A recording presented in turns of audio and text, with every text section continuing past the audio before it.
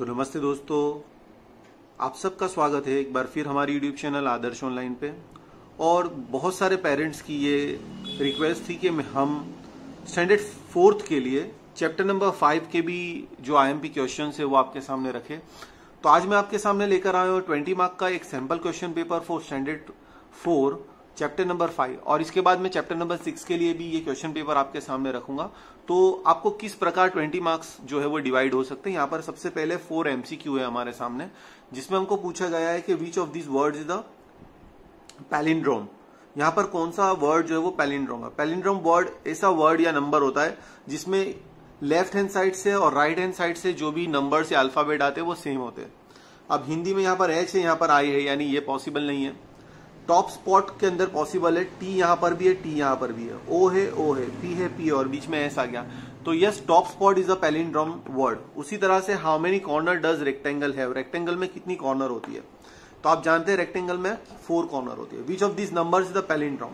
अब इसमें ऐसा कौन सा नंबर है जो पैलिंड्रोम नंबर है। तो आपके सामने मैं यहाँ पर जरा इसको जूम करके बता रहा हूँ। यहाँ पर नंबर है 121, 1 1 और फिर बीच में 2 आ गया।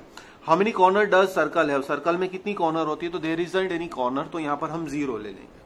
तो ये आपके 4 मार्क के MCQ हो गए। इसके बाद हमको एक चित्र दिया हुआ है, आपको जूम करके ये चित्र बता रहा हूँ। Given below is the design layout of the park and it surrounded houses, shops etcetera. 2 mark का ये क्वेश्चन है।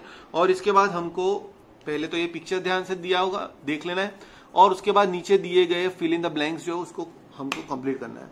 Answer the following question on a basis of the layout. Which gate is the nearest to sitting bench. Sitting bench से कौन सा gate सबसे करीब है। तो हम कौन सा गेट लेंगे, ये सिटिंग बेंच है, यहां से सबसे करीब बेंच के सबसे करीब कौन सा गेट आता है। तो CD और सिटिंग बेंच है ना यहाँ पर, तो सबसे करीब हम C ले लेंगे।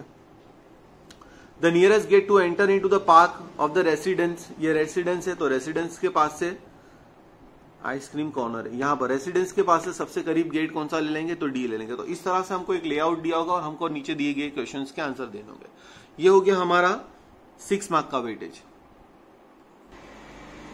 After that very short question जो है 2 मार्क्स के अंदर, जिसमें हमको एक पिक्चर दिया हुआ है और Rida found following objects in her room. हमको एक चित्र में अलग अलग ऑब्जेक्ट दिए, like pencil, mobile phone, shoes है, ओके, और एक पेन है, और banana and mug and sharpener, CD drive वगैरह।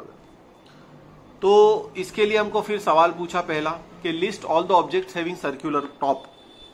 हमको ऐसे चीजों को बताना जिसका सर्कुलर टॉप हो, यानी गोलाई वाला टॉप हो। List the object having same front view, ऐसा जिसका फ्रंट व्यू सेम हो। Which objects have rectangular side view, ऐसा कौन सा ऑब्जेक्ट है जिसको साइड पे से देखेंगे तो वह रेक्टेंगुलर शेप में नजर आएगा। And are the top view of the 2 bananas and pair of belly shoes same, यानी शूज और बनाना का जो है वो बेली शूज, उसका टॉप व्यू जो है वो सेम होगा कि नहीं होगा, वो हमको बताना है। आफ्टर दैट यहां पर हमको कुछ व्यूज देने। Draw the top views of the following objects, question है जो 4 मार्क्स का है। मैथ्स की वर्कबुक का टॉप व्यू देना है, जग का टॉप व्यू देना है और पिज्जा स्लाइस का टॉप व्यू देना है। तो उसको ड्रॉ करके सिर्फ बता देना है। तो ये 20 मार्क का हो गया। तो ये चैप्टर नंबर 5 के लिए 20 मार्क्स के पेपर था, सैंपल पेपर था। अब मैं आपको इसके बाद वाले 6 चैप्टर का मैं आपको 20 मार्क्स का पेपर बता रहा हूं। तो चलिए दोस्तों, अब हम शुरू करते हैं मैथ्स मैजिक जंक सेलर से। जंक सेलर में हमको 6 चैप्टर के अंदर 20 मार्क्स का ये पेपर दिया हुआ है, जिसके अंदर हमको क्वेश्चन पूछा है, वेरी शॉर्ट क्वेश्चन, 2 मार्क्स का है। Anita went to a shop and bought 4 things, pulses, rice, milk, vegetable etcetera. Answer the following question. She bought 5 kg pulses at the rate of 32, the total cost, यानी multiply करना है। दूसरे में भी हमको multiply करना है। 7 kg राइस 50 पर kg, ये दोनों में मल्टीप्लीकेशन करना है। इसके बाद हमको एक पिक्चर दिया है जिसमें नोट्स दिए, ठीक है। और हमको ये बताना है, Sunita and Mohan went to a toy shop and bought various item from there they paid the amount as below and now find how much amount they gave to the shopkeeper। बराबर। तो 1 2 3 4 5 6 600 रुपीज यहाँ पर टोटल अमाउंट उन्होंने पे किया है। बस इतना सा बताना था, ये 1 मार्क्स में था।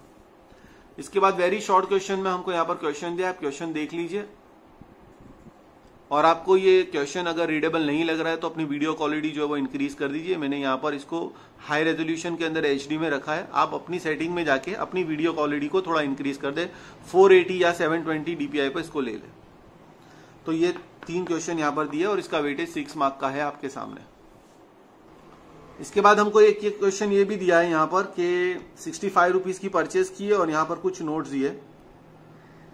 Aditya went to a shopping mall. His father gave him some money, and after returning home, he handed over 65 to his father. How much amount he spent? यानी यहाँ पर हमको पहले टोटल अमाउंट दिया है 10, 20, फिर ये 20, 20, 20, 20, 80, यानी ये 100 हो गया, 100 और ये 50, 50, 50, 150, यानी 250 रुपीज था। 250 रुपीज में से 65 रिटर्न लाया। हम 250 में से 65 रिड्यूस कर देंगे, जो बचा उसका वो स्पेंडिंग अमाउंट हो जाएगा। आफ्टर दैट यहाँ पर हमको एक और लॉन्ग क्वेश्चन में पूछा है, 12 मार्क का इसका वेटेज है। ये 12 मार्क के वेटेज के अंदर हमको एक टेबल दिया हुआ है, man shoes 2000, sandal 300 and loafers 1000। तो इसका टोटल कर सकते हैं। वुमेन के अंदर शूज, सैंडल्स, लोफर्स दिए हुए। अब ये अलग अलग क्वांटिटी के अंदर चीजें खरीद रहे हैं, तो इसका मल्टीप्लीकेशन करके हमको ये टेबल बनाना है। तो ये भी मुश्किल सवाल है। 12 मार्क का इसका वेटेज है, 12 मार्क्स का। आप इसको ध्यान से देख सकते हैं, और अगर आपके पास नोट हो तो इसको कॉपी कर ले। ये मोस्ट प्रोबेबली आ सकते हैं। सैंपल क्वेश्चन पेपर मैं आपको दे रहा हूँ, ये फाइनल क्वेश्चन पेपर नहीं है। प्रैक्टिस करने के लिए ये सैंपल पेपर आपको बता रहा हूँ। फाइनल पेपर जो एग्जाम की डेट्स में आपको स्कूल की तरफ से मिल जाएगा, और फिर उसका सोल्यूशन बाद में आफ्टर एग्जाम रखा जाएगा। ये सैंपल के पेपर है आपकी प्रैक्टिस करने के लिए।